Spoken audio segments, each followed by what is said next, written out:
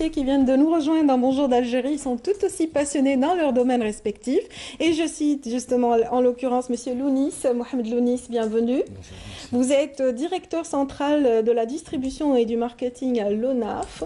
Rappelons que l'ONAF, c'est l'Office national des appareillages et accessoires pour personnes handicapées, donc placé sous l'égide du ministère du Travail. C'est bien cela. Bienvenue et merci d'être venu un 1er mai. Merci pour l'invitation.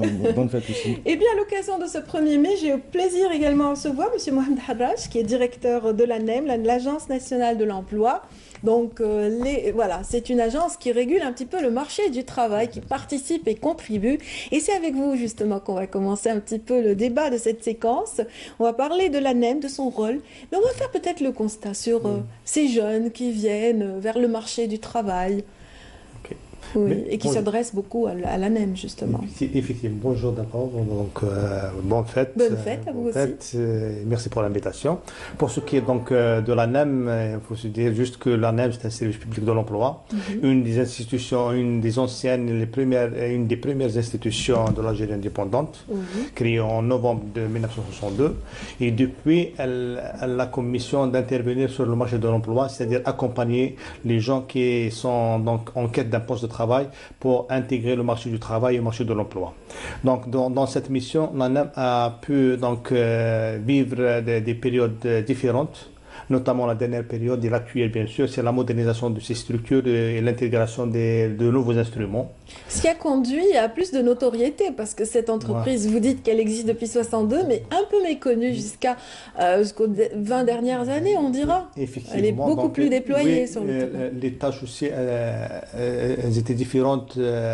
Elles dépendaient aussi des conjonctures, donc, notamment économiques de notre pays. Donc, au début, il y avait donc l'accompagnement des travailleurs ou bien des citoyens pour intégrer le marché du travail, mais après il y a donc aujourd'hui on a aussi d'autres missions, à savoir l'accompagnement notamment des jeunes, donc entre parenthèses des jeunes et les jeunes diplômés issus de l'université pour les accompagner avant d'intégrer le marché du travail. C'est-à-dire c'est vrai qu'on est passé par une économie un peu socialiste à un moment donné, puis après une ouverture du marché par la suite qui a conduit à une prolifération d'entreprises et un développement du secteur privé qui était très intéressant, un véritable bond économique qui a favorisé justement cette nouvelle dynamique, disons, de l'ANEM aussi. Et à partir de là, l'ANEM s'est adaptée par rapport à la conjoncture économique, bien sûr, mais aussi certains concepts de la société algérienne aussi. Donc, c'est-à-dire, au jour d'aujourd'hui, l'ANEM, à travers donc 275 agences réparties sur le territoire national,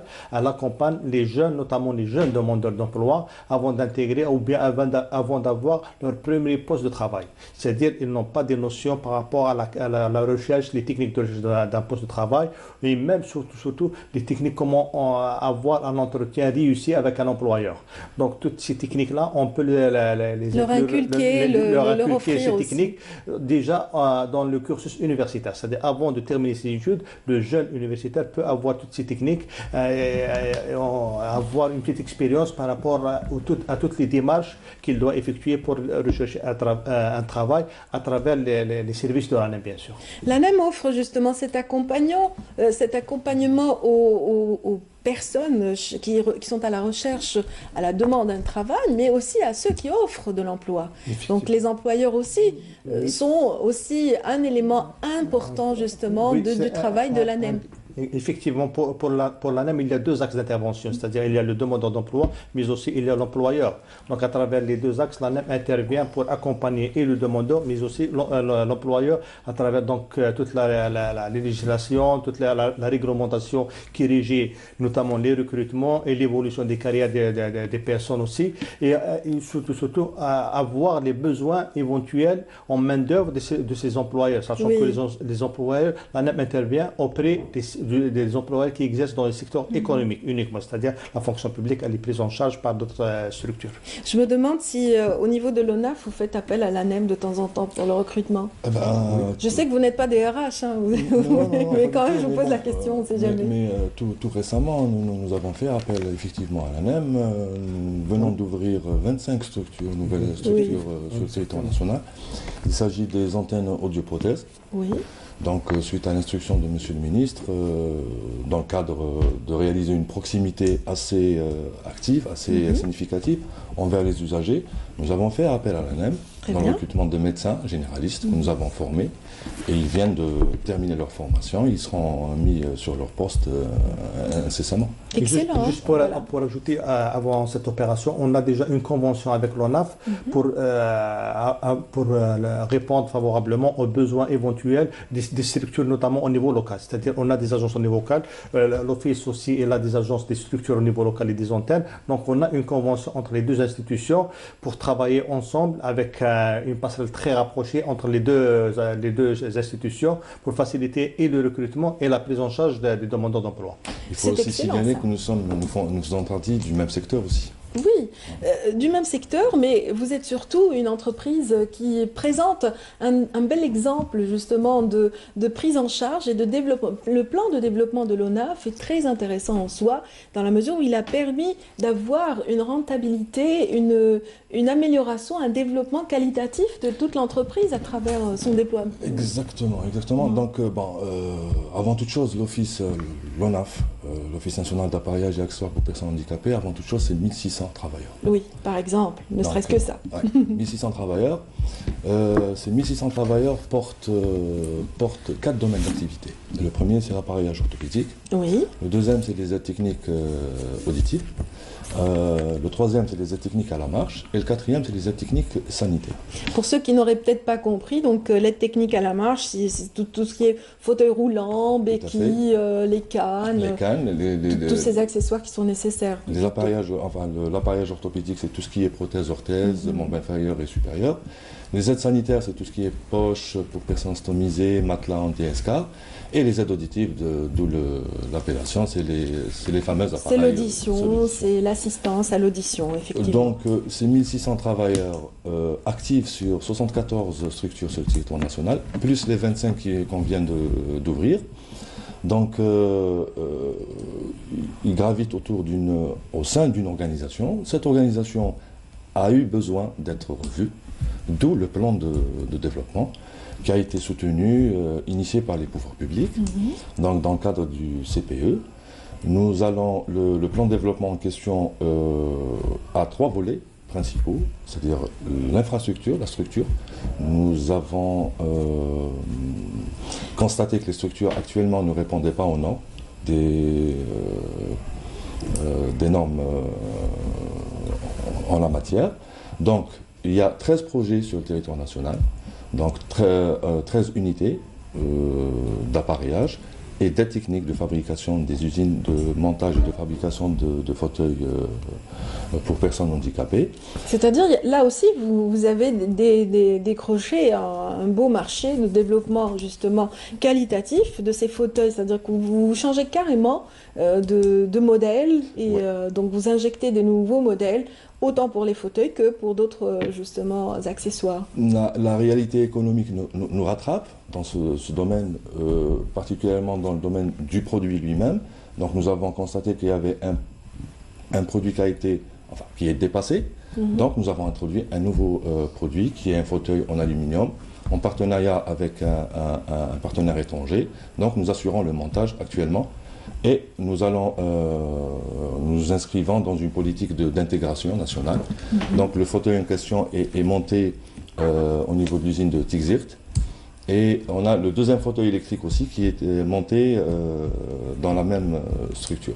C'est excellent. Donc on voit justement qu'il y a réflexion sur des nouveautés, de nouveaux produits et pas seulement, donc vous parliez d'infrastructure, ce qui implique aussi une incidence sur l'emploi.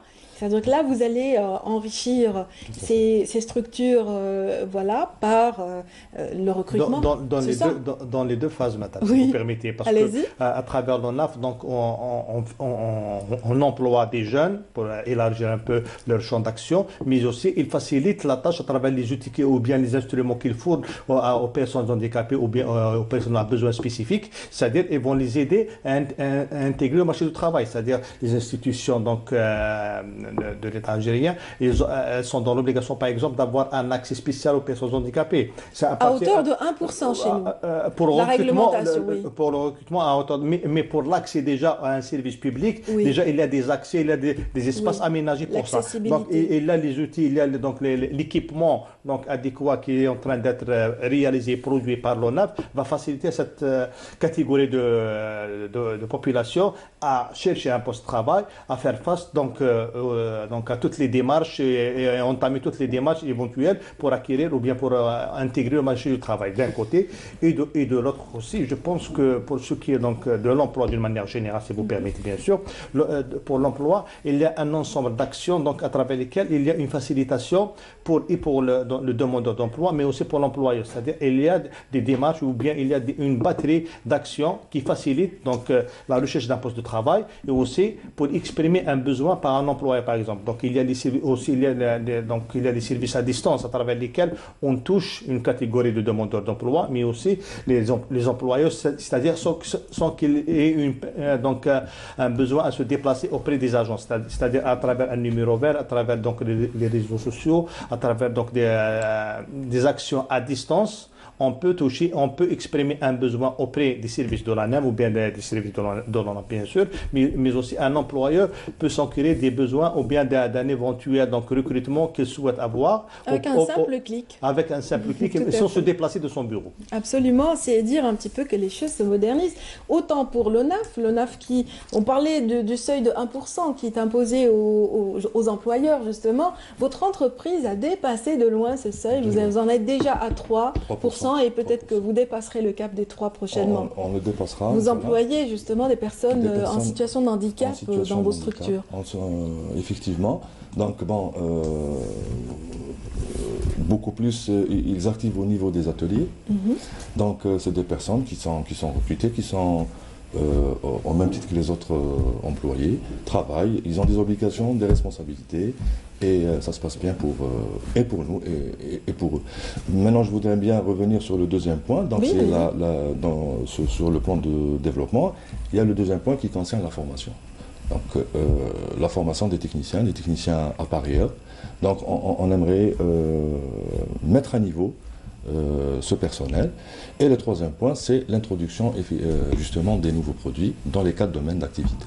Voilà, donc c'est une entreprise, vraiment, je le disais, un bel exemple de réussite et de bons qualitatifs dans la prise en charge de l'employé et le développement aussi économique, puisque vous permettez le recyclage de vos éléments, donc vous recyclez vos éléments, vous leur offrez un complément de formation au fur et à mesure de leur carrière, ce qui n'est pas toujours aisé dans certaines entreprises, donc bravo pour tout ceci. Et tout ça est fait pour le bien-être et pour accompagner les personnes handicapées qui sont, l'Office actuellement en mars 2018 gère un peu plus de 600 000 dossiers de personnes handicapées et les 1600 l'occasion l'oblige. Et souvent, ils deviennent membres de la famille. Ah oui, il y a des relations. Vous les appareillez tout petits et puis vous les suivez On les suit tout au long de leur vie. Et puis il y a des relations qui naissent comme ça.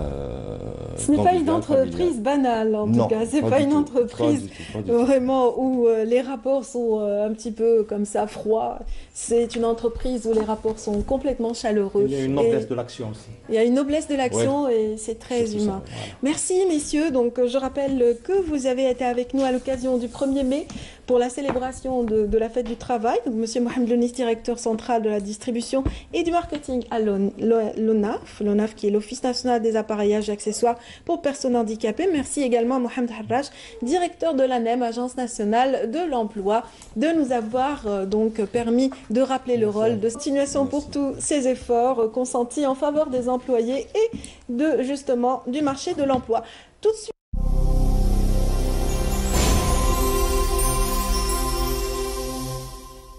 Merci et bonne